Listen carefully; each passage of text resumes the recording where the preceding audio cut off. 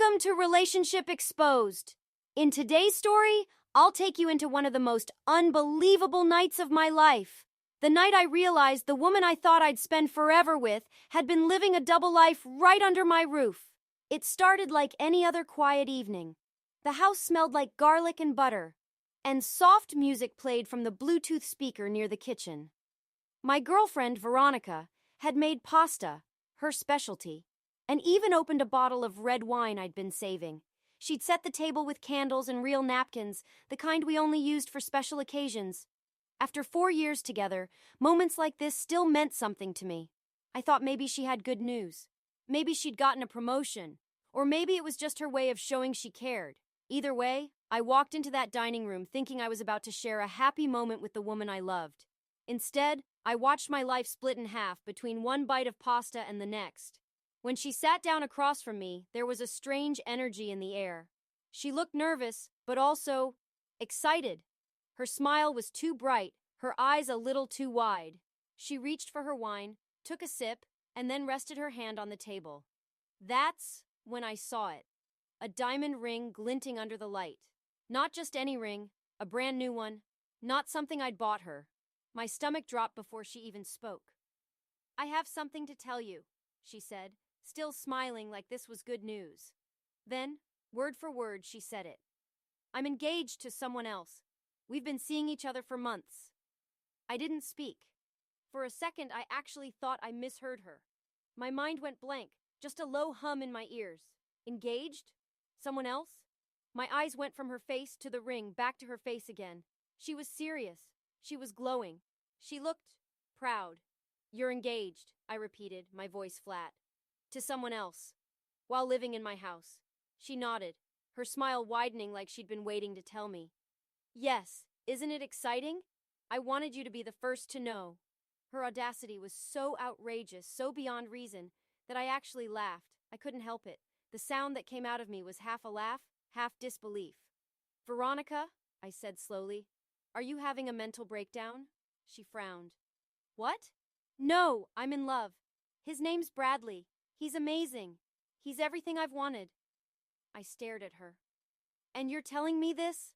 Why exactly?" She looked at me like I was being unreasonable. "Because we live together. Obviously things will change now, but I figured we could work out a transition plan. Maybe I could stay another month or two while Brad and I find a place." That was the moment I realized she wasn't joking. She really thought she could announce her engagement to another man and still live under my roof, eating my food, sleeping in my bed, using my electricity, while she planned her new life. The level of delusion was almost impressive. I stood up quietly, walked to the cabinet and poured myself a scotch. The glass clinked softly against the counter. I took a sip, letting the burn clear my head before I turned back to her. My voice was calm, steady, even polite. "Congratulations to you both," I said. Her eyes softened. "Oh, thank you. I was worried you'd be upset." "Veronica," I said, setting down the glass. "Pack your things." She blinked, confused. "What?" "Pack your things," I repeated. "You have 2 hours." Her face shifted from confusion to panic. "You can't be serious. I live here." "No," I said quietly. "You lived here, past tense. You just announced you're engaged to another man. We're done. You're leaving tonight." She stood up, voice rising. "That's illegal. I'm a tenant. You can't just throw me out. You have to give me 30 days' notice."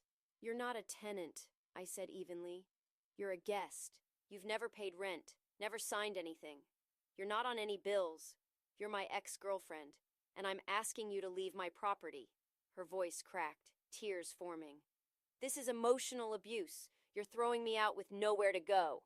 "Call Brad," I said, leaning back against the counter. "I'm sure your fiancé has a place for you." She grabbed her phone and started recording. "This is harassment," she said, pointing the camera at me. "I'm documenting this." Without saying a word, I pulled out my own phone and dialed 911. My voice was calm when the dispatcher answered. "Yes, I need assistance removing someone from my property. My now ex-girlfriend just announced she's engaged to another man and refuses to leave. Yes, I own the house. No, she's not on any lease or deed. Thank you." When I hung up, Veronica's jaw dropped. "You called the cops?" I checked my watch. You have 1 hour and 55 minutes. 20 minutes later, the police arrived. 2 officers, one older, one younger, both professional, both clearly trying to keep a straight face while I explained the situation. I showed them my deed, my ID, and pointed to Veronica, who was still recording everything like she was starring in some twisted reality show. The older officer turned to her. "Ma'am, is it true you just announced your engagement to another man while living here?" She crossed her arms. "That's not illegal." "No, ma'am," he said patiently. "But if you're not a legal tenant and the homeowner wants you to leave, it's within his rights." "I've lived here for years," she protested. "I have rights," the younger officer asked. "Do you have a lease agreement?" "No," she said quickly. "But I get mail here." The officer shook his head. "That doesn't establish tenancy. Do you pay rent?" "I contribute," she muttered. I pulled up my banking app and held it out to the officer. "Here are my mortgage payments, all from my account. Utilities, same, all paid by me. She's never paid a dime." The younger cop glanced at her. "Ma'am, you announced you're marrying someone else. Why would you want to stay here?" "I need time to figure things out," she said, her voice trembling. The older officer sighed. "Technically, she might have some claim to residency, but given the circumstances..." He looked at her again. "Ma'am, I strongly suggest you pack what you can tonight and leave voluntarily. Otherwise, this becomes a legal matter." That's when she started crying, not out of sadness, but anger. "This is so unfair!" The younger cop shrugged. "You told this man you're engaged to someone else. What did you expect?" She stormed off to the bedroom, still on Instagram Live, narrating everything. "He's kicking me out for finding love," she wailed to her audience. I could hear her screaming into her phone while she packed. Apparently, Bradley lived with 3 roommates and couldn't have her over that night. Karma was fast. She came out an hour later, dragging 2 suitcases and 4 garbage bags of clothes, her mascara streaked down her face. "I'll be back for the rest of my things," she hissed. "Text me when," I said calmly. "I'll have them in the driveway." "You're going to regret this, Paul," I smiled faintly. "Probably not as much as you'll regret announcing your engagement over pasta." The cops watched as she left, driving off in the car I'd been letting her use. The older officer turned to me once she was gone. "Change your locks tonight, and maybe get cameras." "Already have a locksmith on the way," I said. He nodded. "Smart man.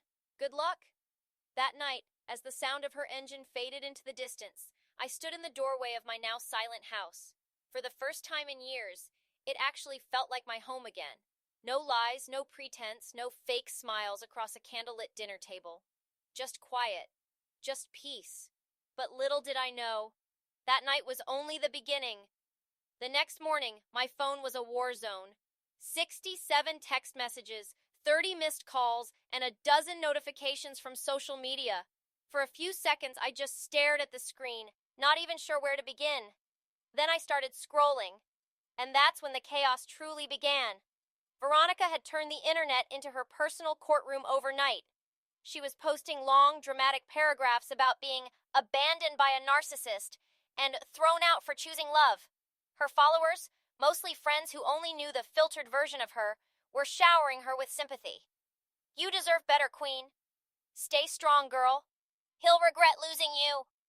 Meanwhile, I was sitting in the same house where she'd been living rent-free, drinking my coffee, reading her posts, and wondering how someone could be so detached from reality. My doorbell rang, and I already knew who it was before I even looked through the camera feed. Bradley, the man my girlfriend, well, ex-girlfriend now, had just gotten engaged to. Standing on my porch in broad daylight, holding his phone like he was ready to record a confrontation for TikTok fame. Mid-30s, man bun, an oversized flannel shirt that screamed, "I'm a creative." I opened the door halfway and leaned against the frame. "We need to talk," he said immediately. "No, we don't," I replied, my voice calm. "She's traumatized," he said, stepping closer. "You kicked her out with nowhere to go. That's messed up, bro." I tilted my head. "Bro?